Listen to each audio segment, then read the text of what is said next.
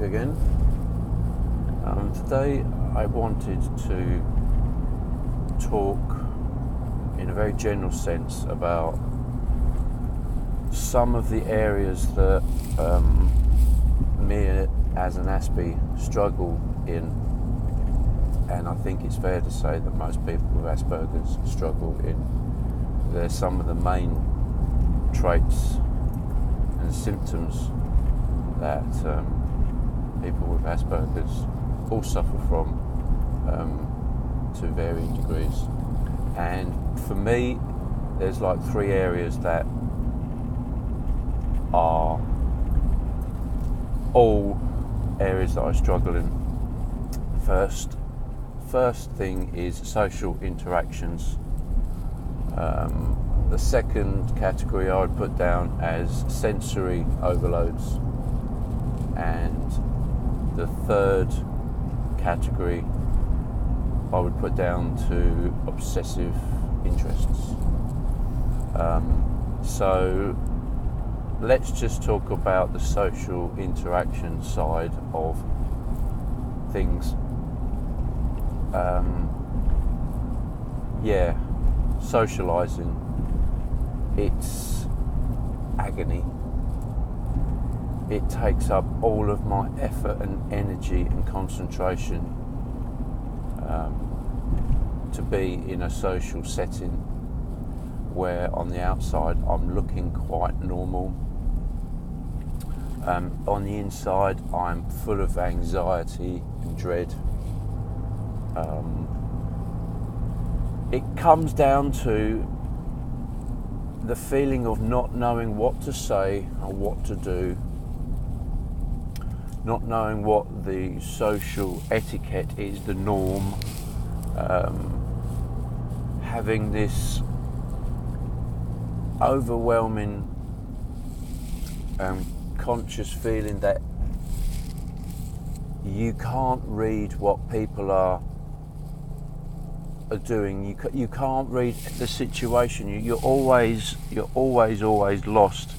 If you're in a social situation, you find it very difficult to keep up with the conversation, especially listening to more than one person at a time.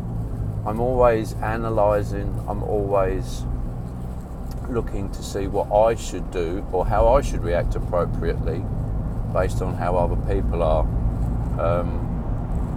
Sounds strange, doesn't it? But someone's telling a story about a friend they know who's ill, let's say, and everyone else is acting really sympathetic, I will copy them, because if that was just left to me, I wouldn't know if it was appropriate to react to them in a really sad way, or whether I should just listen to them and not show any emotion, or what the right emotion is to show.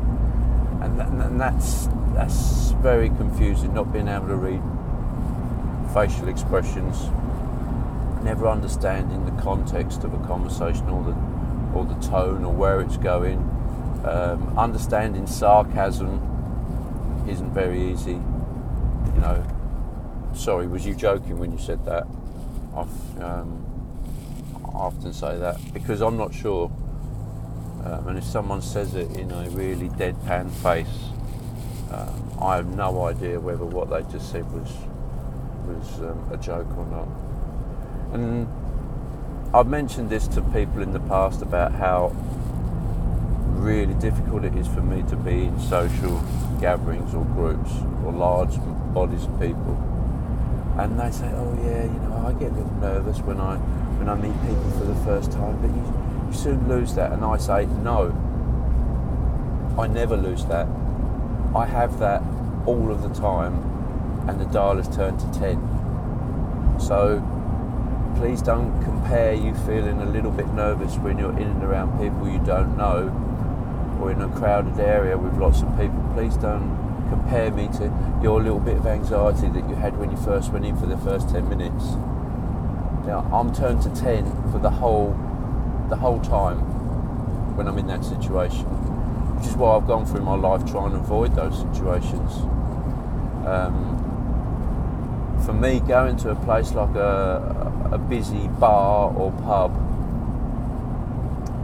is not a nice place to be for me. And there are other aspects of my Aspergers that kick in, not only the social side of it, and I'll talk more in the next video about the sensory overloads, but in bars and pubs and places like that especially, I find it very difficult to concentrate on what people are saying. So I'm spending all my efforts and energy and concentration trying to work out how I should even stand properly in the middle of other people. And then I'm struggling to hear what they're saying, not because I'm hard of hearing. In fact, it's the opposite. I'm hearing every noise in that room to the same degree, with the same amount of definition.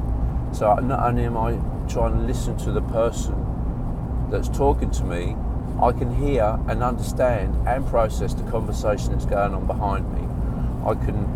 I'm noticing what's going on outside. I'm noticing what's going on at the bar, and I can't turn these things off. And that's when I get overloaded, and I need to step out of that and decompress from that situation. Now, before I knew I had Asperger's,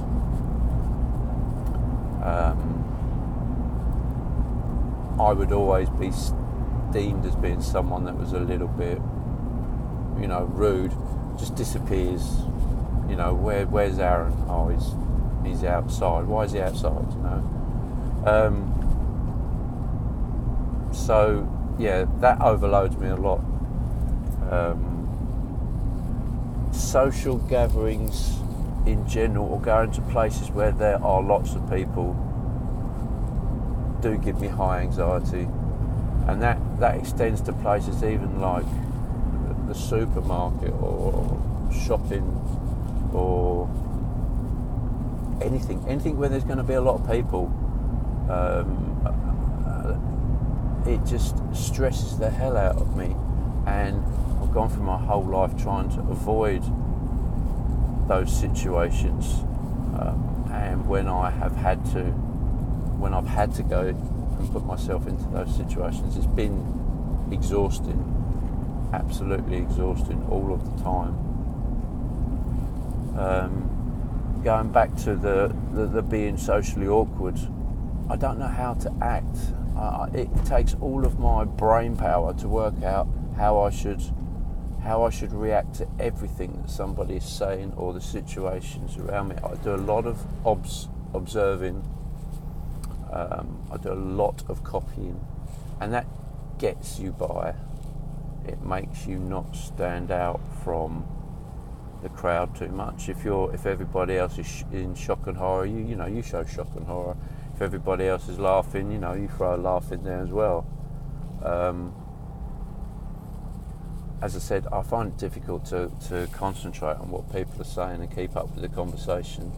So a lot of the time, you've already lost me after a couple of minutes, and I'm just basically making the right noises in the right places after that.